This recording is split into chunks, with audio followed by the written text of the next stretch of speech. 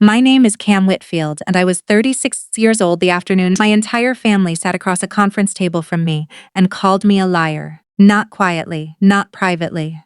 In front of a probate attorney named Douglas Hale, in a room that smelled like old carpet and printer toner, with a box of tissues on the credenza that nobody had touched yet, but several people were going to need before we were done. My uncle Bert said I had manipulated a sick old man.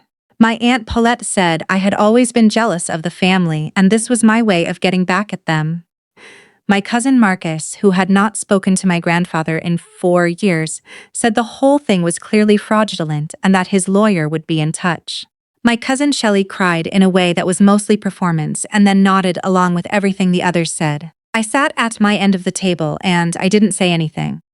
I had learned a long time ago, from the man they were all currently slandering, that the moment you start defending yourself to people who have already decided what they believe, you've already lost the room. My grandfather, William Whitfield, had asked me to trust the process. He'd said those exact words to me 7 months before he died, sitting in his kitchen, with his coffee going cold, the way it always did, because he talked too much to drink it while it was hot. Trust the process, Cam. I've taken care of it. Everything is already in place. I hadn't known then what in place meant. I was about to find out. And so was everyone else in that room. Douglas Hale looked at the family over the tops of his glasses, waited for the noise to settle, and said, with the patience of a man who had seen this particular scene before, and was not surprised by any of it, if everyone is ready, I'd like to play the recording. The room went quiet in the specific way that rooms go quiet when nobody knows what the recording is. Douglas reached into the folder in front of him and produced a small digital recorder and set it on the table between us. And my grandfather's voice came out of that machine and filled the room with everything he'd known, everything he'd planned, and everything he had understood about his family long before any of us understood it about ourselves. Welcome to Calm Drama Stories, where the quiet ones finally get heard. This channel is for the people who answer cruelty with calm and shame with the truth. If that sounds like your life, then you're exactly where you belong. Subscribe, drop a comment, and stay with me, because this story doesn't start in a conference room. It starts 40 years earlier in a hardware store on the corner of 5th and Marion, and it ends with a dead man's voice doing what the living ones couldn't. Before any of this, there was the store. Whitfield Hardware had occupied the same corner in the same small Kentucky town since 1961. When my grandfather, William Whitfield, opened it with $12,000, a lease, and the kind of confidence that belongs exclusively to young men who haven't yet learned what can go wrong. It was the sort of hardware store that doesn't really exist anymore. The kind where the man behind the counter knew what you were building before you finished describing it. Where the inventory went into things you couldn't find at the big box stores because nobody stocked them anymore. Where credit was extended on the basis of character and almost always repaid. William ran the store for 41 years before his knees made the concrete floors too difficult, and he brought in a manager. Even then, he came in 3 mornings a week and sat on the stool behind the counter and talked to whoever came through, because the store had been his world for so long that a clean separation would have been its own kind of death. I grew up in that store. My mother, William's daughter Ellen, had raised me largely alone after my father left when I was 7, and the store had been the third parent, the constant one, the one that didn't leave. I swept the floors for $5 on Saturdays starting at age 9. I learned to read a tape measure at 10. By 12, I could tell a customer which grade of wood screw they needed for which application, and William would catch my eye across the store and give me the small nod that meant I'd gotten it right. My mother's brothers, Bert and Ray, had grown up in the same store with the same grandfather and had absorbed different things from the experience.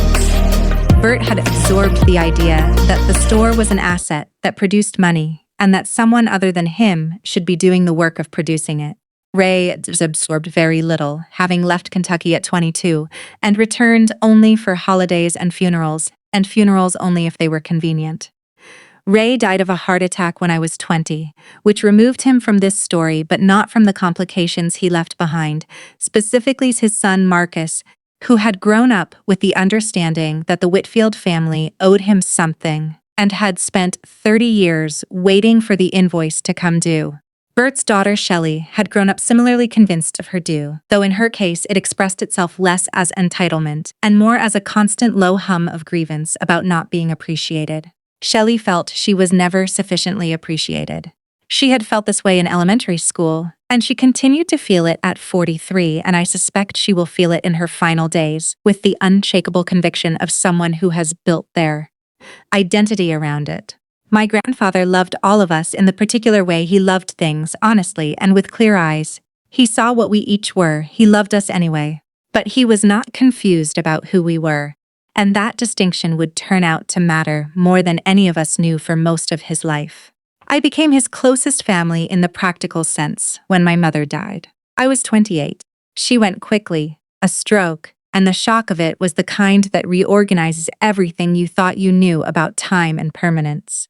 William took it the way old men take the loss of their children, outwardly steady and inwardly devastated, and we reorganized around each other in the way that grief sometimes produces, not by planning but by gravitational pull.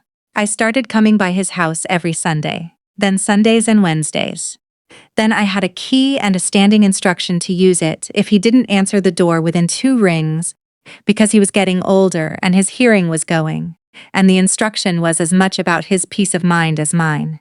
I was not his caretaker in the formal sense. He had a woman named Dorothy who came 3 mornings a week to help with the house and the meals, and a doctor named Singh who he liked and actually listened to, which was not something he did with everyone. What I was to him in those last years was company, in the fullest sense of that word. Someone to sit with, someone who knew the old stories and wanted to hear them again. Someone who asked real questions and waited for real answers. Bert visited at Christmas and occasionally in the summer when he's needed something, which was more often than he acknowledged. Marcus sent cards, Shelley called on birthdays and William's anniversary, and her calls lasted exactly as long as required for her to feel she had called and not a minute longer. I don't say this to position myself as the virtuous one. I say it because it's what happened, and because what happened matters for understanding what came after. William saw what was happening. He saw it clearly. He had been watching people his entire life, from behind a hardware counter for 41 years, and he had developed a precise and unsentimental eye for the difference between the people who showed up and the people who showed up when it suited them.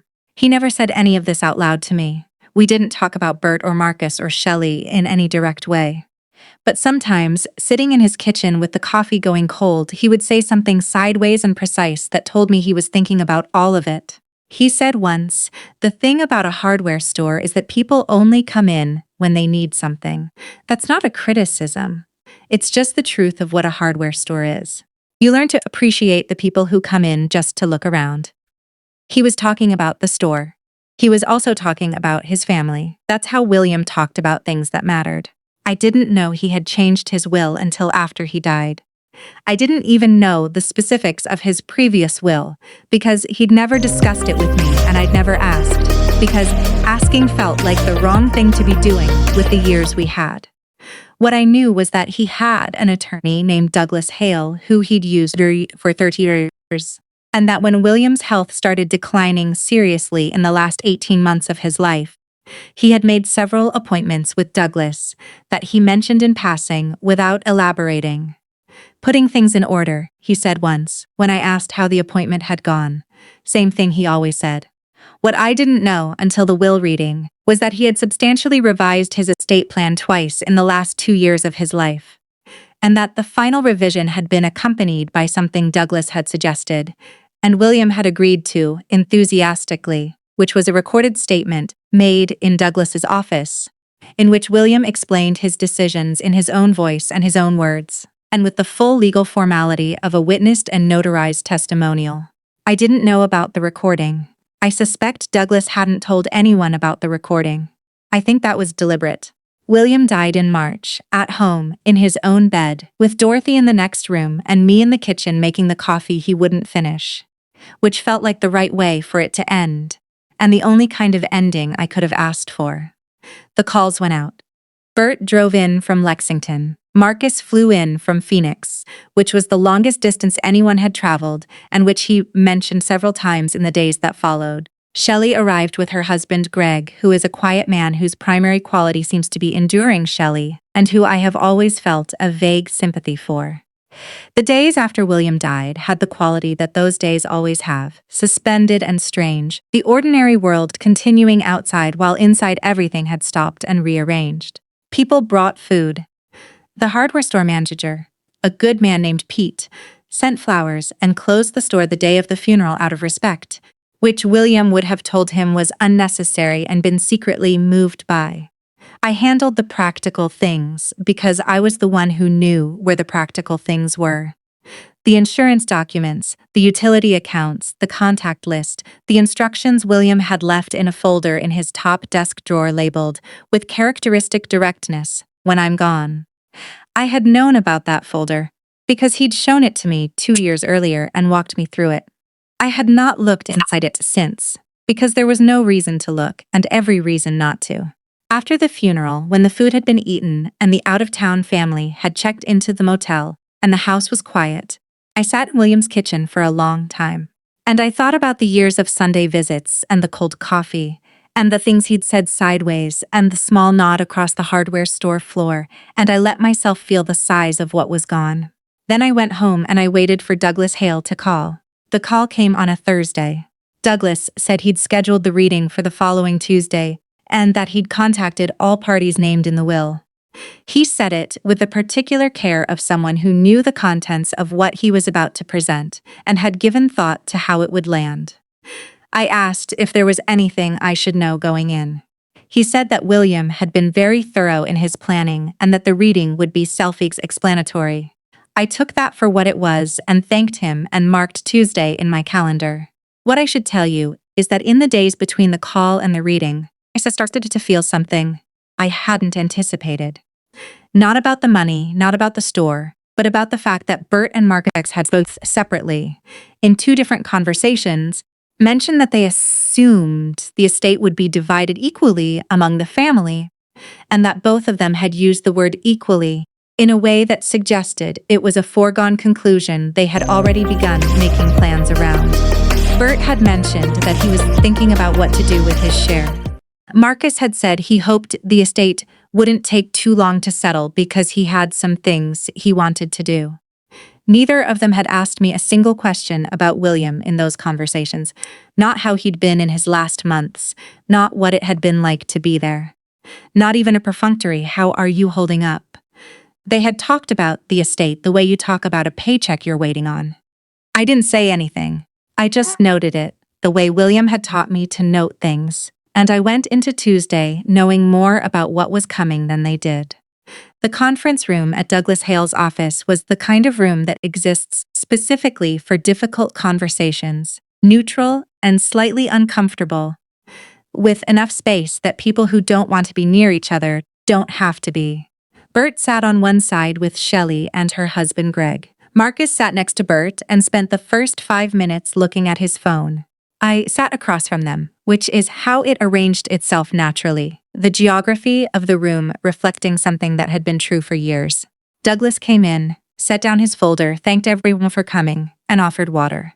The offer of water went unacknowledged. He began with the standard language, the full legal name of the deceased, the date of the will, the confirmation that this was the final and valid testamentary document. Standard. Procedural.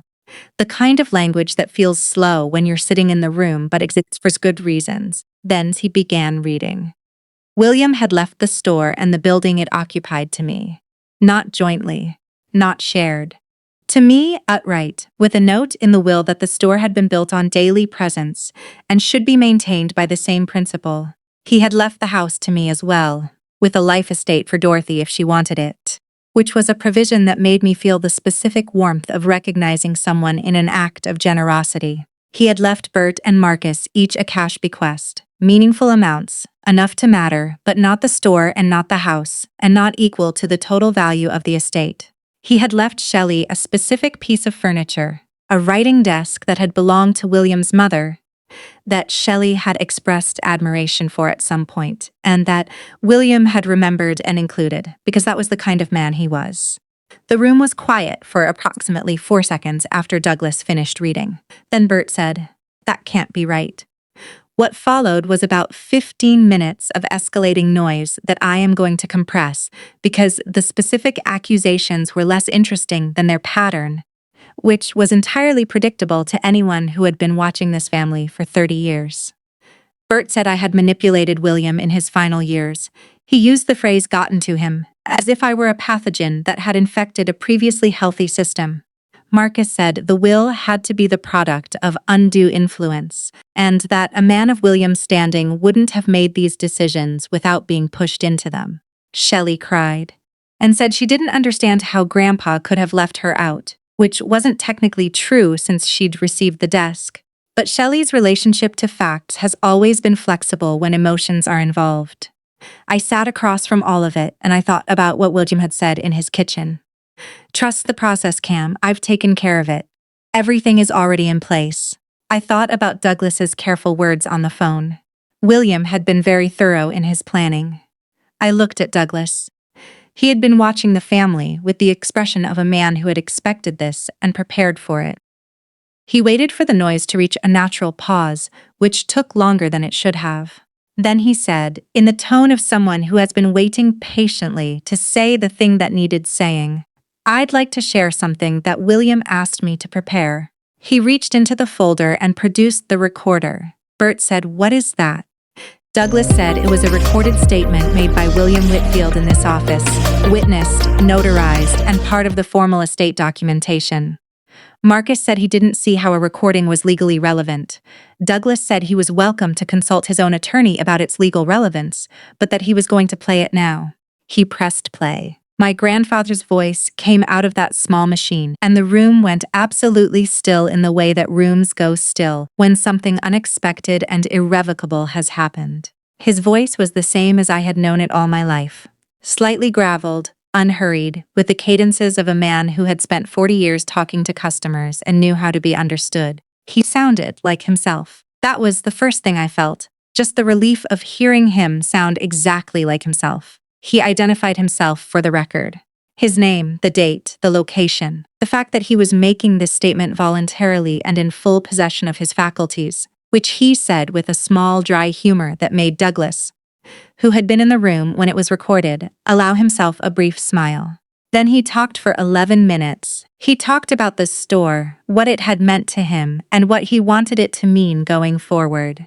He talked about my mother, his daughter Ellen, and about watching me grow up and what he had seen in me over decades of Sundays and Wednesdays and hardware store floors. He talked about what presence meant to him, the particular word he came back to more than once, and about the difference between people who are present and people who appear.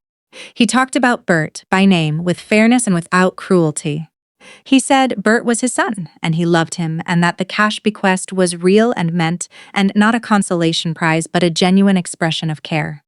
He said Bert had built a life that suited him, and that was a real accomplishment, and that the store was not part of that life and hadn't been for a long time, and that leaving the store to someone who wouldn't be present for it would be a disservice to the store and to the people who depended on it. He said something similar about Marcus, with the addition that he hoped Marcus would take the bequest and build something with it, and let it be the beginning of something, rather than the end of a wait. He did not mention Shelley by name. He mentioned the desk, briefly, and said he hoped it would remind her that he had paid attention to what she loved even when he didn't say so. Then he said something that wasn't about any of them. It was about me. He said, "Cam showed up. That's the whole of it. Every Sunday for 8 years. Every Wednesday when there was no reason to come except that she knew I'd be there with cold coffee and old stories. She showed up when her mother died, and she showed up when it wasn't convenient, and she showed up when nobody was watching, and there was nothing to gain by it. The store needs someone who shows up. This family has always needed more people who show up. I'm leaving it to the one who does." Then he said something I hadn't expected.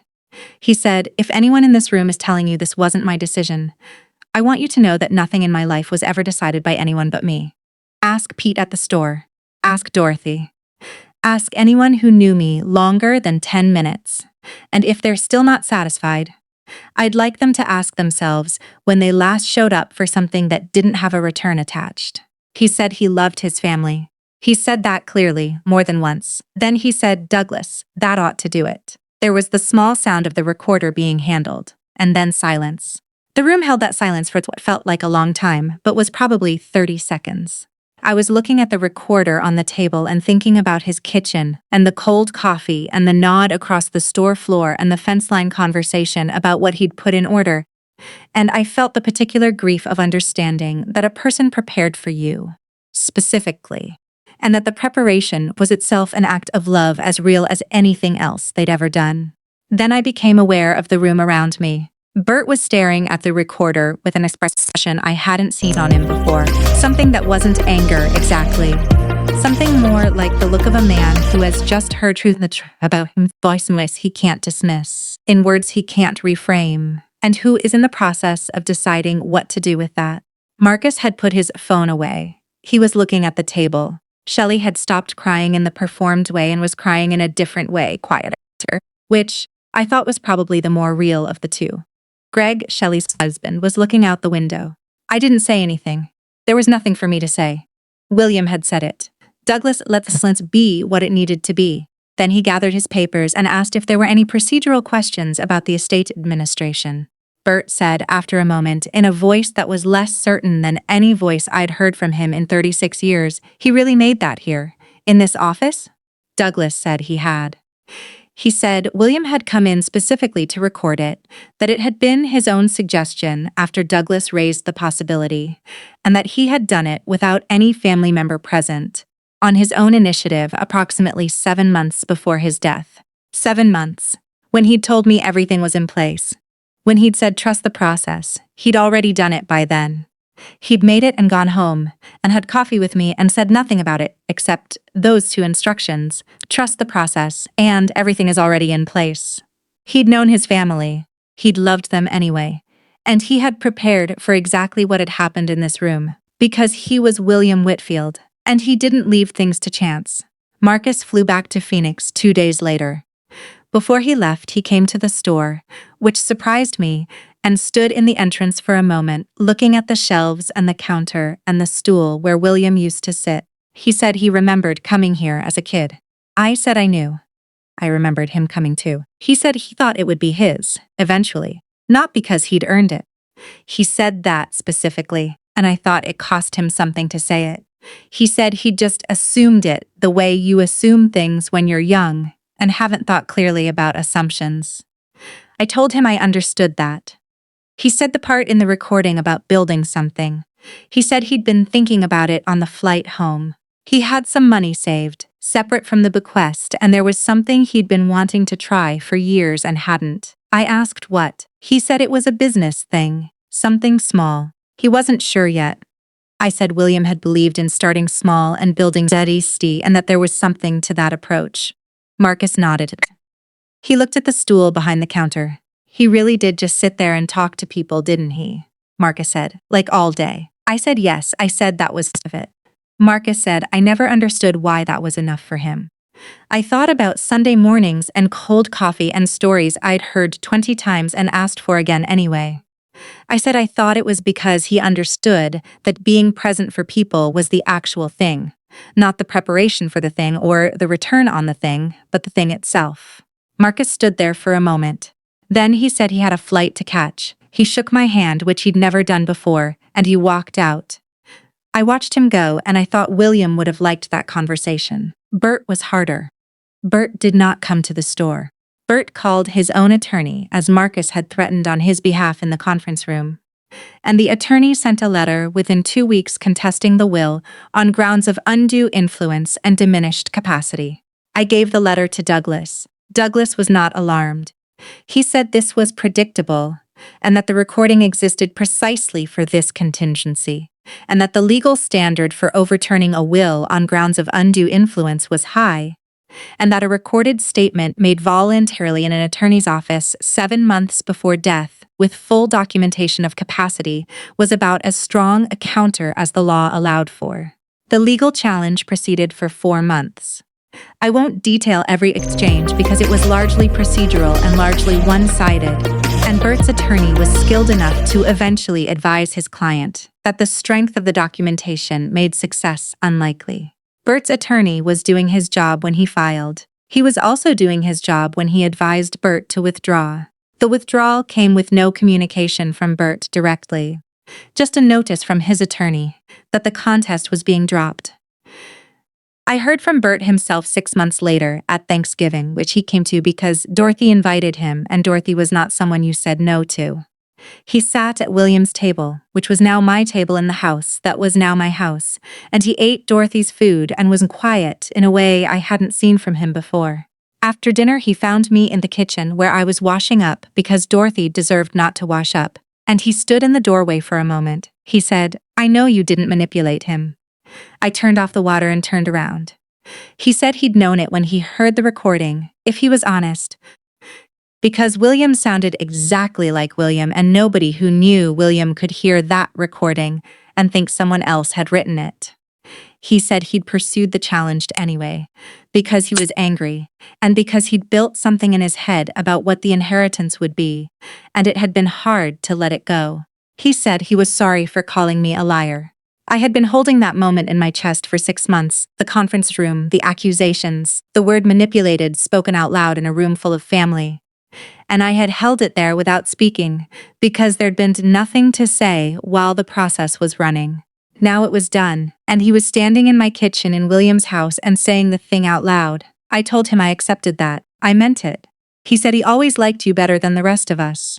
Not that I blame him for it now. I said I didn't think it was about like. I said William had loved all of them. I'd heard him say it on the recording, and I'd known it before the recording. Bert said, "But he trusted you different." I said, "Yes, he trusted me different." Bert nodded, like that was the answer he'd been working toward, and now he had it. He went back to the table and had another piece of Dorothy's pie and didn't say anything else about it. I want to tell you about the store, because it's where this started and it's where it ended, at least for me. I reopened it the Monday after the estate was settled, which was longer than Pete had wanted to keep it going on interim management, but shorter than people had feared. I walked in through the back the way William always had, through the alley door that stuck in summer and swung freeze in winter. And I stood in the stock room for a moment before I went out front. The store smelled the same. Hardware stores don't really change their smell, wood and metal and machine oil, and the particular dry dustiness of a space full of small things in organized rows. It smelled like Saturday mornings when I was 9. It smelled like the nod across the floor. Pete had kept everything running and kept it running well, and when I came out front, he was behind the counter where William's stool was, and he stepped aside and gestured at the stool and said, "It's yours now." I said I'd stand for a while. "You sit more once you're older," William used to say. "While you can stand, stand." The first customer through the door that morning was a man building a deck who needed to know what grade of fastener to use in treated lumber, and I told him, and he thanked me and bought what he needed and left. And the bell above the door rang the same ring it had been ringing since 1961. That sound, that particular ring. I had heard it my whole life, and I heard it differently now, not just as a sound, but as a continuation of something. Every time that bell rang, it was William's decision made physical. It was the store he'd built, and the life he'd lived, and the cold coffee and the old stories and the nod that meant I'd gotten it right. It was presence. That's what he'd left me. Not just the deed, not just the accounts, not just the building on the corner of 5th and Marion. He'd left me the understanding of what he'd built it for and the expectation that I'd keep building it the same way. I sat down on the stool eventually. It was a Tuesday, about 3 weeks in, a quiet afternoon, and I was doing inventory on a clipboard, and the store was empty for a moment. And I sat down and looked at the room from the angle he'd looked at it for 41 years, and I understood for the first time what he'd seen from here. He'd seen everyone who came through, not just what they needed from the hardware store. The whole person, coming in from their life with a problem they needed to solve, and him there to help them solve it. That was the job. Not the inventory, not the margin. The being there for whoever came through the door. I thought that was probably also the answer to the question Marcus had asked, why that was enough for him. It was enough because it was the real thing. And the real thing is always enough if you're paying attention. Bugles Hale called me about a year after the reading, not about anything legal, just to see how the store was going. He said William had talked about the store in their meetings the way other clients talked about their grandchildren. with a particular pride that went beyond asset value. I asked Douglas if William had known what was going to happen at the reading. Douglas was quiet for a moment. He said William had been precise in anticipating the response. He'd said, "Douglas, they're going to call Cam a liar in that room. I need you to have something ready that speaks for me." I said, "He planned for that specifically?" Douglas said yes. He said William had seemed more amused than bothered by it. He'd said that his family was predictable in certain ways and that he'd had 78 years to observe the pattern and wasn't surprised by it. He said William had also said, "The recording isn't for them, really, it's for Cam." So she knows I knew what I was doing and that I did it on purpose. I had to set the phone down for a moment. When I picked it back up, I thanked Douglas and he said it had been his privilege, which was the kind of thing attorneys say. But he said it in a way that made me think he meant it. Here is what I carry from this story, because all of it would be just noise if there were nothing to carry from it. My grandfather built two things in his life: the store and the habit of paying attention. The store was the visible thing, the thing with a deed and an address and an assessed value.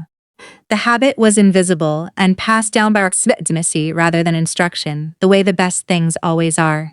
He paid attention to who showed up, not who said they would, not who had good intentions, not who felt entitled by blood or expectation, who actually came through the door. And he built his estate around that observation with the same methodical care he'd built everything else, including the safeguard of his own recorded voice, knowing his family, anticipating the room, making sure that when the noise started there would be something that couldn't be argued with. He didn't leave me the store to reward me. He left it to me because I would run it the way he'd run it, which is to say, by being there. And being there was the only thing that mattered. If you are in a family where presence has been distributed unequally, where some people show up and some people show up only when something is on the table, you already know how this story feels in your chest. You've been the one in the room. You've done the work without being asked and without making a fuss about it, and probably without fully understanding that it was being seen. It's being seen. Not always. Not by everyone, but by the people who matter and pay attention. It is being seen. My grandfather saw it. He wrote it into his will and then he said it out loud into a recorder so that it would outlast the noise in a conference room and live in the record of what he'd decided and why. The books, as a wiser person than me once said, don't lie. Neither did that recording. And neither did the man who made it, sitting in a lawyer's office 7 months before the end, knowing exactly what he was doing and exactly why, and saying into the machine everything he'd always said sideways over cold coffee in a quiet kitchen on a Sunday morning. He just finally said it loud enough for the whole room to hear. If this story reminded you of someone who shows up for you without being asked, call them today, not tomorrow. Today. Tell them you see it. And if you are the one who shows up, who handles the things and keeps the hours and never makes a fuss about the cost of it, this is me telling you that someone sees it. Even when it doesn't feel that way. Even when the room is loud with the voices of people who don't. The quiet ones always keep the real books. Drop a comment below. Tell me your story or just tell me you're here. Hit subscribe and I'll see you in the next one.